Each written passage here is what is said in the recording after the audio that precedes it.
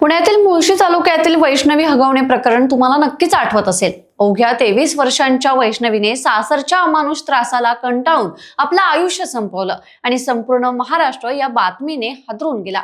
लग्नात 51 तोळे सोनं, फॉर्च्युनर कार आणि चांदीची भांडी देऊनही केवळ जमीन खरेदीसाठी 2 कोटी रुपयांच्या हुंड्याची मागणी आणि त्यासोबत नवऱ्याने घेतलेला संशय या सगळ्या छळाला कंटाळून एका नवविवाहितेने टोकाचं पाऊल उचललं। या प्रकरणात राष्ट्रवादी काँग्रेसचे नेते आणि वैष्णवीचा सासरा राजेंद्र हगवणे यांच्यासह 11 जणांवर गुन्हे दाखल झाले। घटनेनंतर सासरा फरार झाला, पण या संपूर्ण प्रकरणात एक नाव प्रचंड चर्चेत आलं, ते म्हणजे फार्म हाऊसचे मालक बंडू फाटक। फरार आरोपीला म्हणजेच सासऱ्याला जेवण आणि राहण्याची जागा दिल्याचा ठपका ठेवत पुणे पोलिसांनी बंडू फाटक यांना थेट वैष्णवीच्या मुख्य आत्महत्या प्रकरणात सह आरोपी केलं होतं। मात्र आता या प्रकरणात एक अत्यंत महत्त्वाचा आणि मोठा कायदेशीर ट्विस्ट आलाय। मुंबई उच्च न्यायालयाने बंडू फाटक यांना या प्रकरणातून पूर्णपणे दोषमुक्त करत पुणे पोलिसांना आणि राज्य सरकारला मोठा धक्का दिलाय। पण एखाद्या फरार आरोपीला केवळ निवारा किंवा अन्न देणं म्हणजे तो मूळ गुन्ह्यात सहभागी असतो का? उच्च न्यायालयाने यावर कोणता ऐतिहासिक निर्णय दिलाय जाणून घेऊयात आजच्या या व्हिडिओमध्ये। त्यामुळे हा व्हिडिओ शेवटपर्यंत नक्की पहा। पण त्याआधी एक आठवण म्हणून, तुम्ही जर अजूनही चॅनलला सबस्क्राईब केलं नसेल तर लगेच करा। नमस्कार, मी आरती आणि तुम्ही पाहताय बखर लाईव्ह।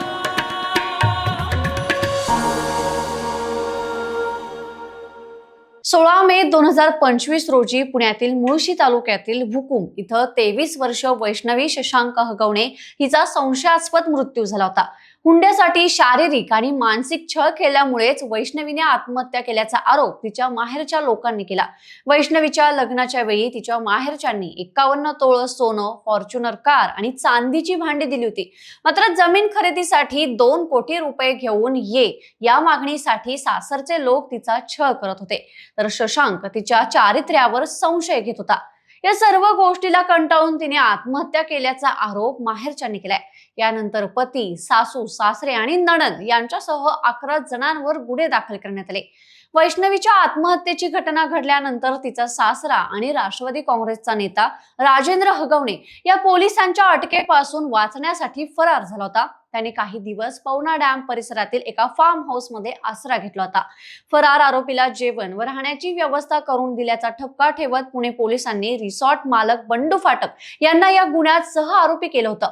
त्यावेळी तिथे मुख्य आरोपीची जेवण आणि राहण्याची सोय केली असा ठपका पुणे पोलिसांनी रिसॉर्ट मालक बंडू फाटक यांच्यावर ठेवला होता। पोलिसांनी बंडू फाटक यांनाही मुख्य गुन्ह्यात सहभागी असल्याचा दावा करत सह आरोपी केलं होतं, परंतु न्यायालयाने पोलिसांचा हा दावा फेटाळून लावलाय। वैष्णवी हगवणे आत्महत्या प्रकरणातील आरोपी बंडू फाटक हा रिसॉर्ट मालकाला मुंबई उच्च न्यायालयाने आता मोठा दिलासा दिलाय। पुणे सत्र न्यायालयाने यापूर्वीच बंडू फाटक यांना पुराव्याअभावी या प्रकरणातून दोषमुक्त केलं होतं।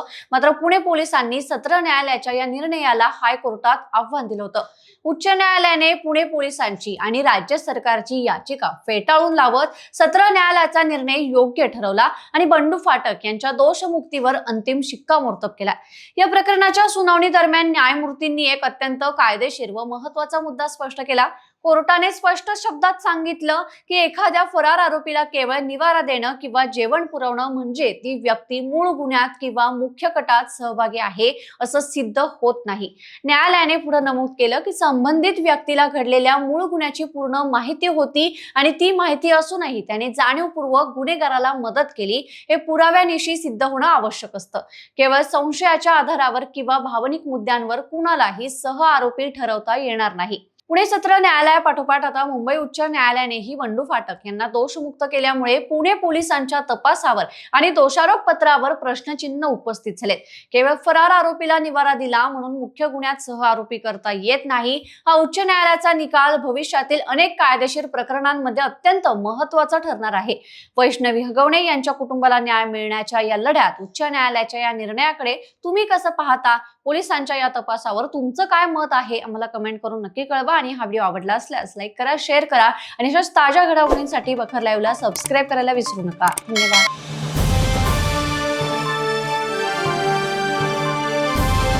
समाजकारण, प्रशासन आणि राजकारणातल्या अचूक विश्लेषणासाठी बखर लाईव्हच्या सोशल मीडिया प्लॅटफॉर्म्सना लाईक, फॉलो आणि सबस्क्राईब करा।